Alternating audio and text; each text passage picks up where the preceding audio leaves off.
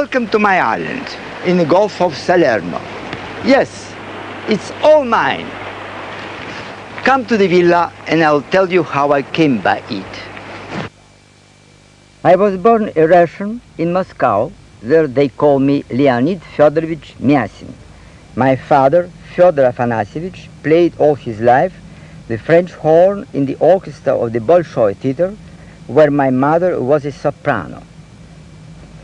In fact, I went first to the theater when I was about 6. My mother took me backstage, and I was enraptured.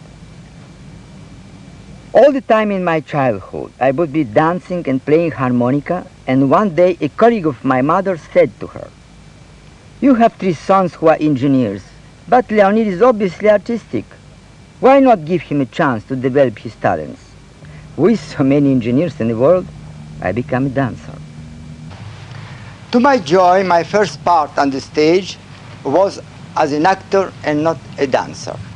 The Malay Theater was producing Gogol's government inspector, and I was chosen to play part of Mishka the servant.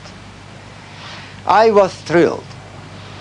All I had to say when I have showed Inspector Svali to his room, "Сюда, дядюшка, сюда! Here, uncle, here."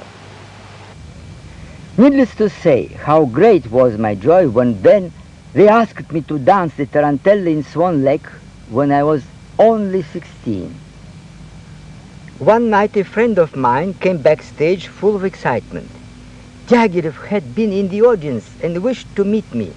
Arriving early the next day at the Hotel Metropole, where Diaghilev stayed, I was asked to wait, and I heard his valet announcing, "Signor Massine is here." Almost immediately entered a rather thick-set gentleman, impeccably dressed. He said he had seen me dancing several times and that he would like me to create the title role in The Legend of Joseph if Fokin, the choreographer, thought I was suitable.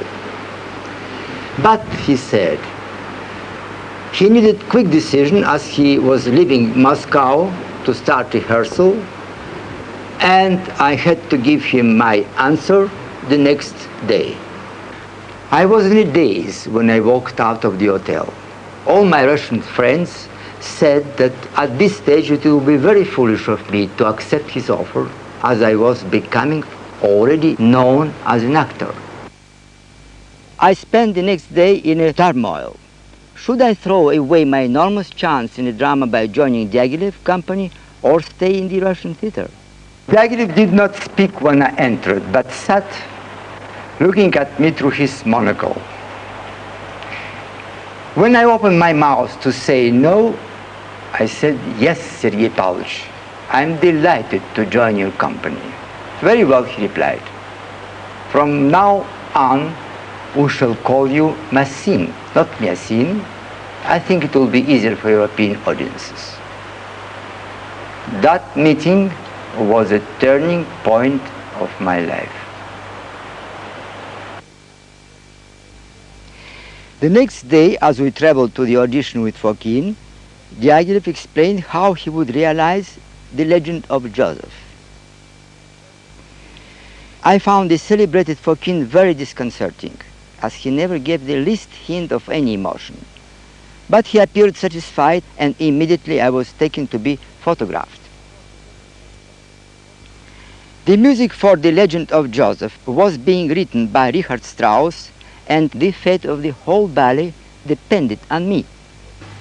On one occasion, Strauss came to watch us rehearse The Legend of Joseph. Suddenly he stepped forward and said, "But Monsieur Fokin, at this stage there should be an elevation step to emphasize the crescendo in music." Then he leapt in the air, evidently demonstrating, and dropped on one knee. Fokin became as red as a lobster.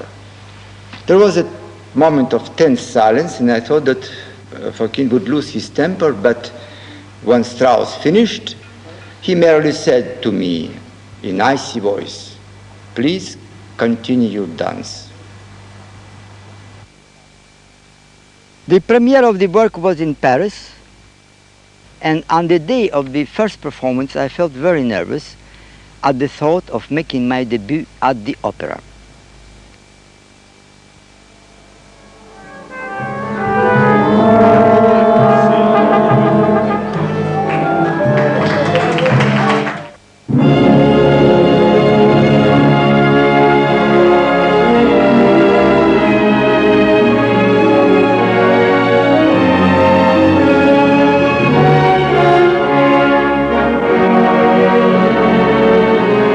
For my entrance, I was carried on in a hammock, and when I got out to dance, I was blinded by the footlights and had great difficulty in keeping my balance on the steep rake of the stage. In addition to this, I stepped on a tiny nail which I could not get rid of. I don't know how I managed to keep dancing. I was determined not to let Diaghilev down, but the pain was such that when the curtain fell, I almost fainted.